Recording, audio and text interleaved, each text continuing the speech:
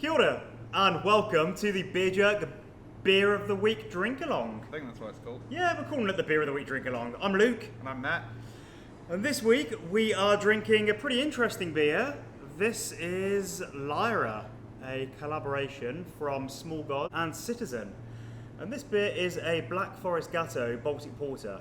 There's a lot of words there, Matt. There are a lot of words. Now, obviously, it is a Black Forest Gatto of a beer, which means that it's brewed with chocolate and cherries and a little bit of vanilla. And Black Forest Gatto is a big thing in New Zealand? I don't think they're a big thing, but they get them in the supermarket and stuff. They're around. People know what they are. Yeah, I think Okay. so. So, a Black Forest Gatto is a chocolate cherry cream cake originating from Germany, from around the Black Forest, I assume. Schwarzwälder Kirschtorte. There you go. And yeah, it's kind of a delicious cake. And this is a delicious cake of a beer. Cheers. Cheers. So the base of it is a Baltic Porter, and a lot of people think that Baltic Porters and Imperial Stouts are interchangeable, and they are very similar, and they're very closely related in the history of beers. So as you'll all know, Imperial Stouts became very popular in Russia and in a lot of the Baltic countries when Catherine the Great got really into them. So the English brewers were exporting a lot of really quite powerful, robust, big stouts to that region. And then politics happened, and the people that lived all around the Balkan Sea couldn't really get hold of that sort of beer. So the local brewers in Finland, in Lithuania, in Estonia, and Russia as well, started making their take on these imperial stouts. But of course in those regions it's very cold, so they were making lager style beers that were bottom fermented and lagered at a colder temperature for an extended period. So what we're all drinking here is actually a lager. So it's not really what a lot of people would associate with a lager. They might think of something more like a Peroni or a Stein lager. Yeah, I mean, lager is one of those misunderstood terms where really lager is all about the yeast and the yeast that's used and the temperature that it's fermented at. So, as Luke said, this being fermented with a lager yeast at a colder temperature is what gives it that distinction from a big beer like an Imperial Stout. And the way that manifests in the beer itself is just a slightly drier finish, and it's kind of cleaner and crisper. And, well, what we thought was, why not lean into that kind of dark chocolate angle? You have all these pastry stouts going around which are big and sweet and use a lot of lactose and give you that kind of really rich dessert vibe. But there is another side to desserts, which is your dark chocolate. People have like your small square of your 70% cocoa vibe, and this is kind of more along that lines. And yeah, it's a classy grown-up sort of craft chocolate inspired beer. yeah, and I suppose at this point we should point out that this beer was brewed by us.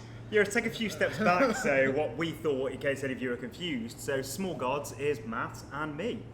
So we're Auckland-based brewers, and we brew at our friends' breweries all over the place. So we're here right now in the Fridge and Flagon, which is where Beer Jerk is based. This is our warehouse bar in Eden Terrace. And for this beer, we decided to collaborate with the wonderful Citizen Brewery. Yeah, so at Small Gods, we're all about collaboration, working with different people, getting inspiration, learning from different people, and we've done a hell of a lot of collaborations. And when we decided to, when we chatted to Don at Citizen, who's just an awesome, lovely guy, we really got chatting about their whole, the reason behind Citizen, which is upcycling food and reducing food waste. Yeah, so a big part of, as Luke says, what they do is upcycling food. And you'll notice that if you look at the ingredients on this can, it's made with rescued Central Otago cherries.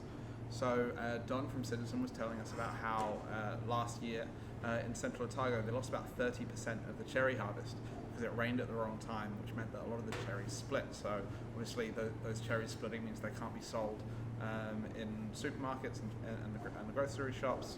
And there's a lot of the uses that they have for those cherries that get cut out. So they're always looking for alternate uses for those to make the most of the harvest and not let any food go to waste.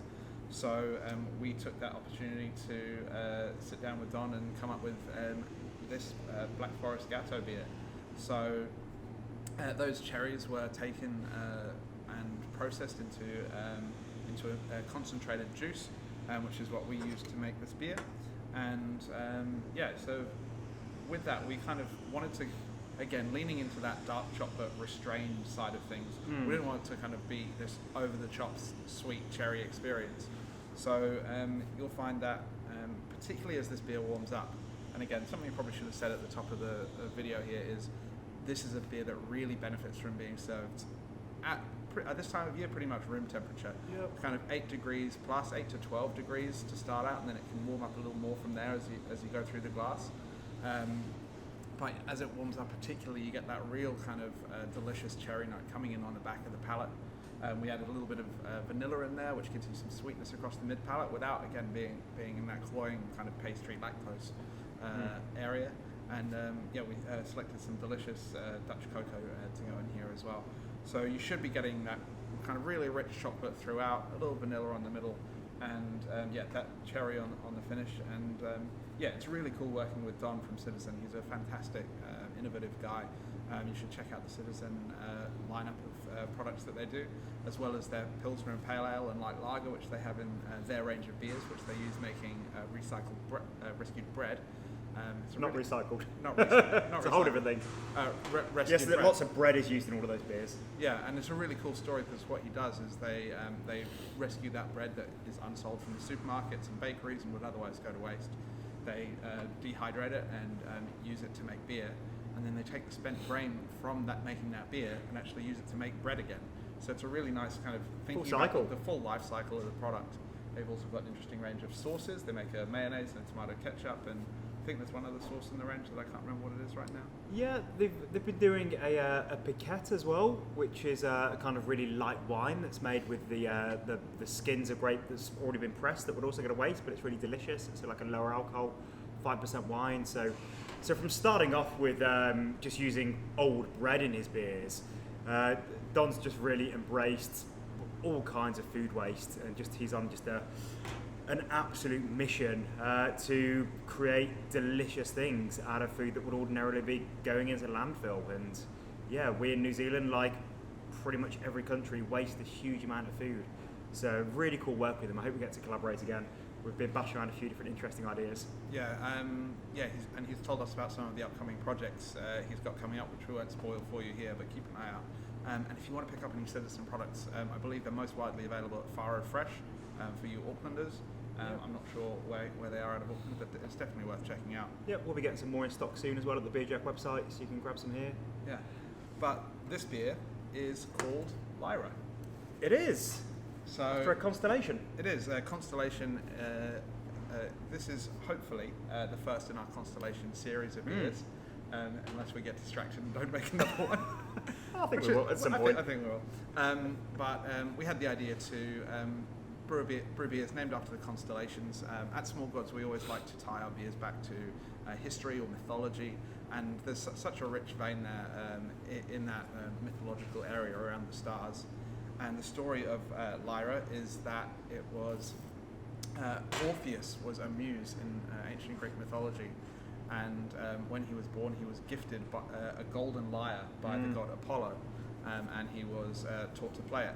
And he was taught how to write lyrics for it by his mother, the muse Calliope, who inspired him, and he went on to sail with Jason and the Argonauts, I believe. Cool. And was involved with as a muse through various of the Greek mythologies. And when he died, his golden lyre was thrown into a river. But Zeus, the king of the gods, thought it was too precious an instrument to waste, so he sent an eagle to rescue it from the river, and they bore it aloft to the heavens, where it sits in the sky as the constellation Lyra, which is a really cool story. And and if you have a clear sky tonight, you can look up and see if you can see Lyra while you're drinking Lyra. You can't. You can only see it from the northern hemisphere. Yeah. But so that is the constellation on the front of the can there. And there's another it's Lyra. also the constellation that's on my arm because it's a beer that's named after my daughter. So this beer was brewed on my daughter's first birthday. So my daughter is called Lyra, and that was kind of part of the inspiration behind the beer as well. So it's a very important personal beer for me as well. And a tasty one. It is. So yeah, definitely let it warm up, and We'd love to hear what you think about it. So I know we've probably got a lot of new members watching this week. We've just had the Wellington Food Show, and if you're joining us after attending and meeting us there, welcome. Hello. You'll see a beer like this from us every week, and you can join us to chat about the beer in our members group. That is at NZ Beer Jerks on Facebook. A lot of the people watching this video will already know that and be watching this video there. Be nice to the newbies. And so we hope to see you all there to join in the chat about Lyra and get a taste of this beer. Yeah. And yeah. What else is going on this week, Luke? Well, if you enjoy this beer and you want to try a few more Small Gods beers, we've got a pretty fantastic 12-pack available at beerjet.co.nz at the moment. So that is 6 of our recent releases, and you get 2 of each. So there's the Dandelion and Burdock beer that we brewed with the New Zealand's champion Nana Brewery, Three Sisters, which is it's also a porter.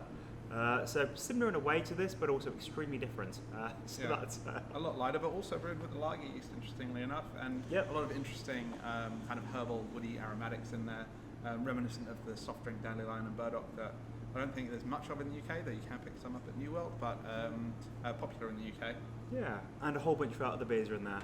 And what else is new is that we just received a shipment from Boat Rocker, so the fantastic Melbourne brewery that we've been importing for a little while now, but also, it's always very sporadic when we import their beers. They generally go pretty quickly. So we just launched them in our web shop this morning, and they've been going pretty fast already, especially about the exclusive 4-pack. Yeah, so some really exciting beers in from Boat Rocker. We have, as Luke said, a 4-pack, which is of their super premium barrel-aged beers. Yeah. So in there you have Time Lord, which is their take on a Gers, so a blend of 1, 2, and 3-year-old lambic beers. So a delicious complex sour. We have Plum Lord, which is a plum infused version of that. We have Stay Weird, which is a collaboration between Boat Rocker and Mr. West, who's a really cool retailer in Melbourne, which is a Brett fruited table beer, which I'm extremely excited about. And another beer which is called Windmills and Weather Vanes, which is a collaboration with De Molen in the Netherlands. If you know, you know. You have to check that one out. It is a Mole Imperial Stout, so mole being like a Mexican chili chocolate.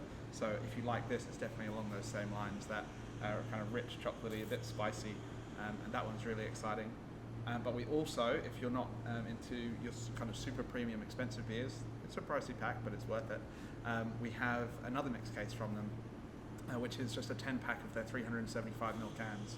So that's a collection. We've got some light fruity sours in there, some IPAs. There's a saison, a stout. Stout's lovely. Yeah, a yes, lager. That sounds great. It's a really nice, diverse box, which really represents what Boat Rocker are all about.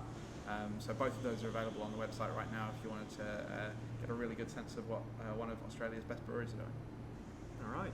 Well, I think that's it from me. It's not it from me, because if you're watching this early, you may, if you're very lucky, still have time to get a ticket to our Behind the Brews event tomorrow night. Well, we're shooting this on Wednesday. Tomorrow night is Thursday. You're ruining the magic of television. I am. Well, we send it out on a Wednesday night. I guess people know this, yeah. So Thursday night, we're doing Behind the Brews with Scott from Deep Creek. So that's an event we're going to be doing regularly here at the Fridge and Flagon. So a month or 2 ago, we did it with Soren from 8 Wired.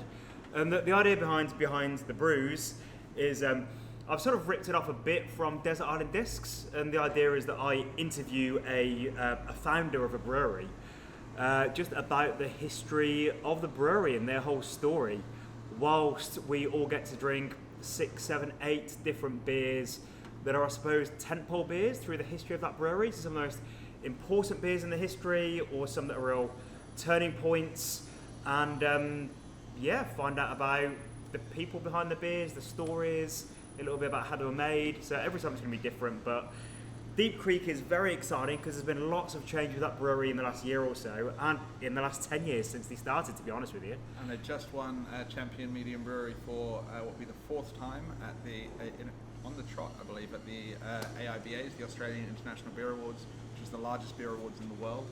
So Champion Medium Brewery at that award is a big deal. So congratulations to the team at Deep Creek. And come and check out their beers and meet Scott tomorrow. I want to see some of you there. Okay. See you next time. Cheers.